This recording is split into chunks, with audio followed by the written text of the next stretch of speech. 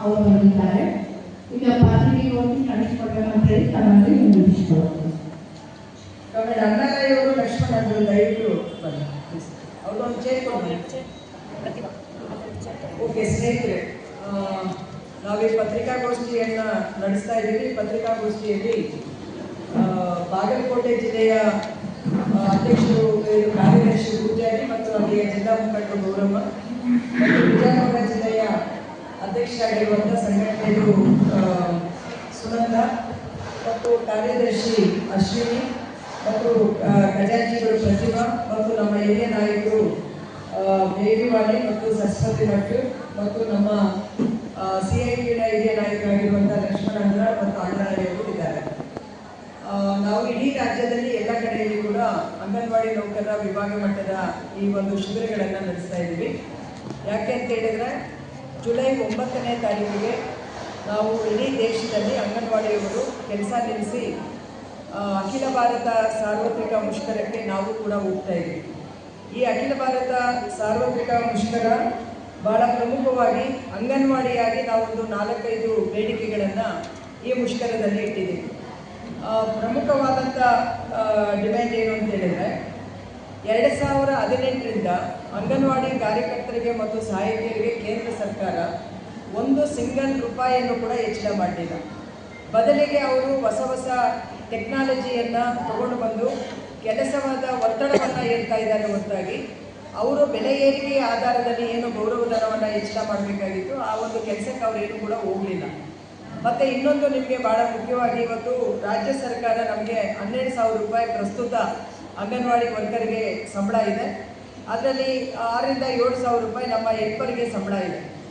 ಆ 12,000 ರೂಪಾಯಿಯಲ್ಲಿ central government ಕೊಡೋದು ಕೇವಲ 2,700 ರೂಪಾಯಿ ಮಾತ್ರ ಟೋಟಲ್ ಪೇಮೆಂಟಲ್ಲಿ. ಇನ್ನು ಮತ್ತು ನಮ್ಮ ಹೆಲ್ಪರ್ಗೆ ಕೊಡೋದು 1,300 ರೂಪಾಯಿ.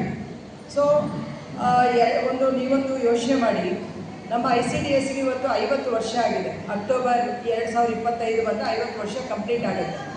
50 ವರ್ಷದ ಒಳಗಡೆ ಕೇಂದ್ರ ಸರ್ಕಾರ ತನ್ನದೇ ಆದಂಥ ಕಾರ್ಯಕ್ರಮಗಳನ್ನು ಜನರಿಗೆ ತಲುಪಿಸುವಂಥ ಒಂದು ಇವರ ಕಾರ್ಯಕರ್ತರಿಗೆ ಕೊಡುವಂಥದ್ದು 2,700 ರೂಪಾಯಿ ಕೊಟ್ಟು ಇವತ್ತು ಮಹಿಳೆಯರ ಬದುಕಿನ ಬಗ್ಗೆ, ಮಹಿಳೆಯರ ಸ್ವಾಭಿಮಾನದ ಬಗ್ಗೆ ಮತ್ತು ಸಿಂಧೂರ ಅಂತ ಹೇಳಿ ಯುದ್ಧಕ್ಕೂ ಕೂಡ ಹೆಸರಿಟ್ಬಿಟ್ಟು ಮಾತಾಡ್ತಾರೆ.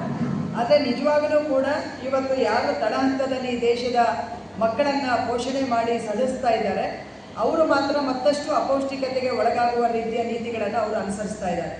ಎರಡನೇದು, ಅಂಗನವಾಡಿಗಳಿಗೆ ಬರ್ತಾ ಇರ್ತಕ್ಕಂಥ ಆಹಾರ ಸಾಮಗ್ರಿಗಳೇನಿದ್ದಾವೆ ಅದರಲ್ಲೂ ಕೂಡ 2018ರಲ್ಲೇ ಕೇಂದ್ರ ಸರ್ಕಾರ ಯೂನಿಟ್ ಕಾಸ್ಟನ್ನು ಹೆಚ್ಚಳ ಮಾಡಿರೋದು.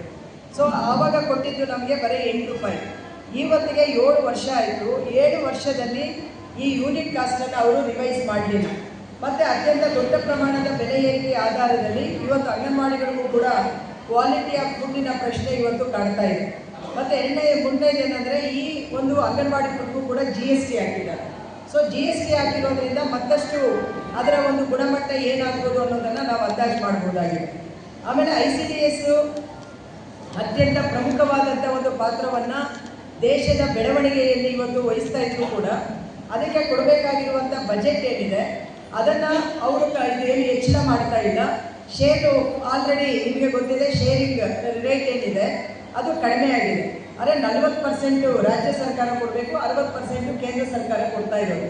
ಸೊ ಆ 60%ಅನ್ನು ಕೊಡಲಿಕ್ಕೂ ಕೂಡ ಇವತ್ತು ಭಾಳಷ್ಟು ಮಾನದಂಡಗಳನ್ನು ರೂಪಿಸ್ತಾ ಇದ್ದಾರೆ. ಅದರಲ್ಲಿ ಭಾಳ ಪ್ರಮುಖವಾಗಿ ಅವರು ಆಫ್ಟರ್ ಕರೋನಾ ಪೋಷನ್ ಟ್ರ್ಯಾಕರ್ ಅಂತೇಳಿ ಒಂದು ಆ್ಯಪನ್ನು ಇಂಟ್ರೊಡ್ಯೂಸ್ ಮಾಡಿದ್ದಾರೆ ಅಂಗನವಾಡಿಯಲ್ಲಿ.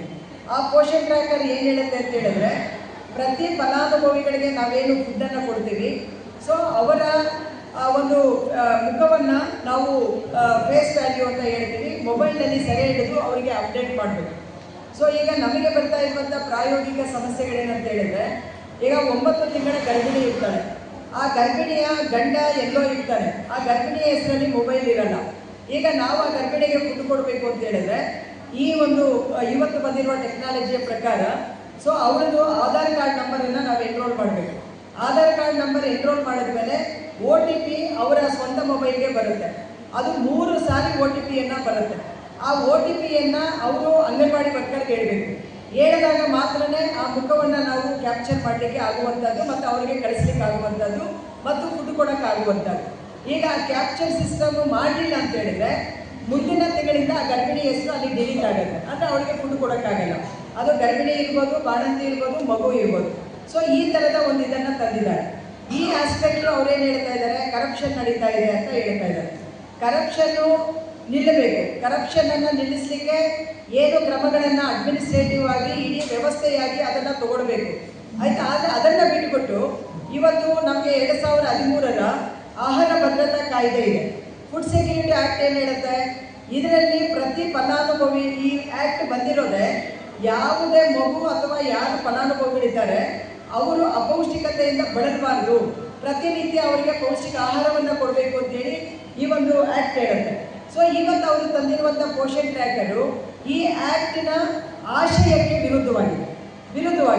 ಸೊ ಹಾಗಾಗಿ ನಾವು ಸರ್ಕಾರಕ್ಕೆ ಹೇಳ್ತಾ ಇರೋದೇನೆಂದರೆ, ಭ್ರಷ್ಟಾಚಾರವನ್ನು ನೀವು ಪೋಷಣ್ ಟ್ರ್ಯಾಕರ್ ತಗೊಂಡು ಬರೋದ್ರಿಂದ ಅದನ್ನು ಮಾಡಲಿಕ್ಕಾಗಲ್ಲ, ಏನು ನಿಲ್ಲಿಸ್ಲಿಕ್ಕಾಗಲ್ಲ. ಅದ್ರ ಬದಲಿಗೆ ನಿಮ್ಮ ಅಡ್ಮಿನಿಸ್ಟ್ರೇಷನ್ ಏನಿದೆ ಅದನ್ನು ನೀವು ಸ್ಟ್ರಿಕ್ಟ್ ಮಾಡಬೇಕು. ಅದನ್ನು ಬಿಟ್ಬಿಟ್ಟು ಪೋಷಣ್ ಟ್ರ್ಯಾಕರ್ ಆಗಿ ಫಲಾನುಭವಿಗಳಿಗೆ ನಾವೇನು ಇವತ್ತು ಬೆನಿಫಿಟ್ ಕೊಡ್ತಾ ಇದ್ದೀವಿ, ಆ ಬೆನಿಫಿಟನ್ನು ನಿಲ್ಲಿಸುವಂಥ ಕಾರ್ಯವನ್ನು ನಿಲ್ಲಿಸಬೇಕು ಕೇಂದ್ರ ಸರ್ಕಾರ ಅನ್ನೋದು ಕೂಡ ನಾವು ಆಗ್ರಹ ಮಾಡ್ತಾ ಇದ್ದೀವಿ.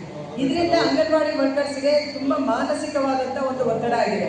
ಯಾಕೆ ಅಂತ ಹೇಳಿದ್ರೆ ನಮಗೆ ಇತ್ತೀಚೆಗೆ ಬಂದಿರೋ ಆಮೇಲೆ ಮತ್ತೆ 85 ಅಲ್ಲಿ ಸೇರಿರುವಂಥವ್ರು ಮತ್ತು 90s ಅಲ್ಲಿ ಸೇರಿರುವಂಥವರ ಕ್ವಾಲಿಫಿಕೇಶನ್ SSLC ಮಾತ್ರನೇ ಇರುವಂಥದ್ದು ನಮಗೆ. ಸೊ ಆವತ್ತಿನ ಎಜುಕೇಷನ್, ಆವತ್ತಿನ ಅವರ ತಿಳುವಳಿಕೆಯ ಮಟ್ಟ ಇವತ್ತಿನ ಟೆಕ್ನಾಲಜಿಯನ್ನು ಏನು ಅರ್ಥೈಸ್ಕೊಂಡು ಮತ್ತು ಅದಕ್ಕೆ ಪೂರಕವಾಗಿ ಕೆಲಸ ಮಾಡೋದು ತುಂಬ ಕಷ್ಟ ಇದೆ. ಮತ್ತು ಇನ್ನೊಂದು ನಮಗೆ ಕೊಟ್ಟಿರುವಂಥ ಮೊಬೈಲ್ಗಳೇನಿದ್ದಾವೆ ಅದು 3G 4G 5G ಯಾವುದನ್ನು ಕೂಡ ಕ್ಯಾಪ್ಚರ್ ಮಾಡಲ್ಲ, ಅಡ್ವಾನ್ಸ್ ಇಲ್ಲ. ಆಮೇಲೆ ವರ್ಷಕ್ಕೆ ಬರೀ 2,000 ರೂಪಾಯಿ ಕರೆನ್ಸಿ ಅಷ್ಟೇ ಹಾಕೋದು. ಆಮೇಲೆ ಹೊಸ ಆ್ಯಪ್ ಡೌನ್ಲೋಡ್ ಮಾಡಲಿಕ್ಕೆ ಬೇಕಾಗಿರುವಂಥ ಒಂದು ಗುಣಮಟ್ಟದ ಒಂದು ಮೊಬೈಲ್ ಅಲ್ಲ. ಸೊ ಮತ್ತು ನೆಟ್ವರ್ಕ್ ಇಲ್ಲ, ಭಾಳ ಪ್ರಮುಖವಾಗಿ ನೆಟ್ವರ್ಕ್ ಇಲ್ಲ. ಅದಕ್ಕೆ ನಾವು ಡಿಮ್ಯಾಂಡ್ ಮಾಡ್ತಾ ಇರೋದೇನೆಂದರೆ, ಪ್ರತಿ ಅಂಗನವಾಡಿ ಕೇಂದ್ರಕ್ಕೆ ನೀವು ವೈಫೈ ಹಾಕ್ಸಿ. ನಂಬರ್ 1, ನಾವೇನು ಮಾಡಲ್ಲ ಅಂತ ಹೇಳಲ್ಲ, ನೀವು ವೈಫೈ ಹಾಕ್ಸಿ. ಆಮೇಲೆ ಎರಡನೇದು, ಫಲಾನುಭವಿಗಳು ಏನು ಇದೆ ಸೊ ಅವರ ಒಂದು ಕ್ಯಾಪ್ಚರ್ ಮಾಡಬೇಕು ಅಂತ ಹೇಳಿದ್ರೆ ಅಟ್ಲೀಸ್ಟ್ ಒಂದು 3 months ಒನ್ಸ್ ಇದನ್ನು ನಾವು ಕ್ಯಾಪ್ಚರ್ ಮಾಡಲಿಕ್ಕೆ ನಮಗೊಂದು ಅವಕಾಶವನ್ನು ಕೊಡಿ. ಆಮೇಲೆ ಮೂರನೇದು ನಾವು ಕೇಳ್ತಾ ಇರೋದೇನಂತ ಹೇಳಿದ್ರೆ, ಇದು ಏನಿದೆ ಯಾವುದು 4G ಮತ್ತು 5G ಕನೆಕ್ಷನ್ ಕೊಡಿ, 4G 5G ಕನೆಕ್ಷನ್ ಕೊಡಿ, ಮತ್ತು ಒಳ್ಳೆಯ ಮೊಬೈಲ್ ಅಥವಾ ಟ್ಯಾಬ್ಸನ್ನು ಕೊಡಿ ಮತ್ತು ಟ್ರೈನಿಂಗ್ ಮಾಡಿ ಅಂತ. ಆದರೆ ಸರ್ಕಾರಗಳು ಇದು ಯಾವುದನ್ನು ಕೂಡ ಮಾಡ್ತಾ ಇಲ್ಲ. ನಾವು ರಾಜ್ಯದ ಮೇಲೆ ಒತ್ತಡ ಹಾಕ್ತಾ ಇದ್ದೀವಿ.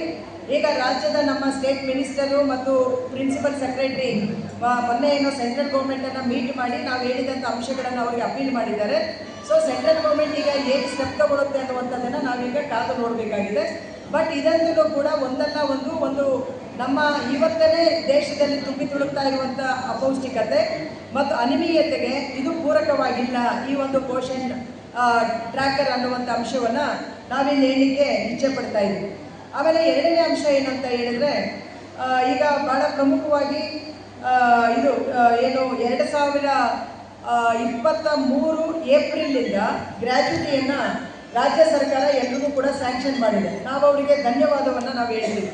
ಸೇಮ್ ಟೈಮ್ ಈ ICDS ಅನ್ನು ಗುಣಮಟ್ಟದಿಂದ ಕಟ್ಟಿದಂಥ ಇದು 2011ರಿಂದ 2023 ಮಾರ್ಚಲ್ಲಿ ರಿಟೈರ್ಡ್ ಆಗಿರುವ ಸುಮಾರು 23,000 ಜನ ಅಂಗನವಾಡಿ ವರ್ಕರ್ ಹೆಲ್ಪರ್ಸ್ ಇದ್ದಾರೆ. ಅವರಿಗೆ ನಮ್ಮ ಡಿಪಾರ್ಟ್ಮೆಂಟ್ ಒಪ್ಪಿದೆ, ನಾವು ಪೆನ್ಷನ್ ಕೊಡ್ತೀವಿ, ಇದು ಗ್ರ್ಯಾಚ್ಯುಟಿ ಕೊಡೋದಕ್ಕೆ ಒಪ್ಪಿದೆ. 183 ಕೋಟಿ ಹಣ ಅದಕ್ಕೆ ಬೇಕಾಗಿದೆ. ಅದನ್ನು ರಾಜ್ಯ ಸರ್ಕಾರ ರಿಲೀಸ್ ಮಾಡಬೇಕು ಅನ್ನುವಂಥದ್ದನ್ನು ನಾವು ಹೇಳ್ತಾ ಇದ್ದೀವಿ.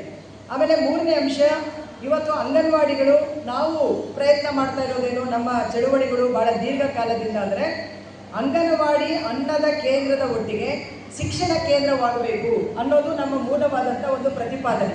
ಯಾಕೆ ಅಂತ ಹೇಳಿದ್ರೆ 6 ವರ್ಷದ ಒಳಗಿನ ಮಕ್ಕಳು ಬರುವಂಥದ್ದು ನಮಗೆ 3 to 6 year ಮಕ್ಕಳು ನಮ್ಮ ಅಂಗನವಾಡಿಗಳಿಗೆ ಬರ್ತಾರೆ. ಈಗ ಖಾಸಗಿ ಕಾನ್ವೆಂಟ್ಗಳಿಗೆ ನೀವು ಹೊಸ ಇದನ್ನು ಸ್ಯಾಂಕ್ಷನ್ ಮಾಡುವ ಬದಲಿಗೆ ಸರ್ಕಾರಿ ಶಾಲೆಗಳಲ್ಲಿ 4 ರಿಂದ 3 ರಿಂದ 6 ವರ್ಷದ ಮಕ್ಕಳಿಗೆ ಹೊಸದಾಗಿ ಪ್ರಯೋಗಗಳನ್ನು ಮಾಡುವ ಬದಲಿಗೆ 1975ರಿಂದ ಅಂಗನವಾಡಿ ಕೇಂದ್ರಗಳು ಈ ದೇಶದಲ್ಲಿ ಕೆಲಸ ಮಾಡ್ತಾ ಇದ್ದಾವೆ. ಕರ್ನಾಟಕದಲ್ಲಿ 4,500 ಕೋಟಿ ರೂಪಾಯಿ ಇದಕ್ಕೋಸ್ಕರ ಬಜೆಟ್ ಇದೆ. ಸೊ ಈ ಬಜೆಟನ್ನು ಉಪಯೋಗ ಮಾಡಿ, ಅನುದಾನಗಳನ್ನ ಉಪಯೋಗ ಮಾಡಿ ಅಂಗನವಾಡಿಯ ಒಟ್ಟು ವ್ಯವಸ್ಥೆಯನ್ನು ನೀವು ಉಪಯೋಗ ಮಾಡಿ ಅಪ್ಗ್ರೇಡ್ ಮಾಡಿ ಅಂತೇಳಿ ನಾವು ಕೇಳ್ತಾ ಇದ್ವಿ. ಸೊ ಅಪ್ಗ್ರೇಡ್ ಮಾಡಿದಾಗ ಅಂಗನವಾಡಿ ಕೇಂದ್ರದ ಒಂದು ಸ್ವರೂಪ ಮತ್ತು ಅದರ ಮುಖ್ಯ ಉದ್ದೇಶ ಏನಿದೆ ಅದು ನಿಜವಾಗ್ಲೂ ಕೂಡ ಪ್ರತಿಯೊಂದು ಮನೆಗೂ ಕೂಡ ತಲುಪಲಿಕ್ಕೆ ಸಾಧ್ಯ ಆಗುತ್ತೆ ಅನ್ನುವಂಥದ್ದನ್ನು ಹೇಳ್ತಾ ಇದ್ವಿ. 1975 ICDS ಮ್ಯಾನ್ಯುವಲ್ನಲ್ಲಿ ಏನು ಹೇಳಿದೆ ಅಂದರೆ, ಆಹಾರ ಆರೋಗ್ಯದ ಜೊತೆಗೆ ಶಿಕ್ಷಣವನ್ನು ಕೂಡ ಅಂಗನವಾಡಿ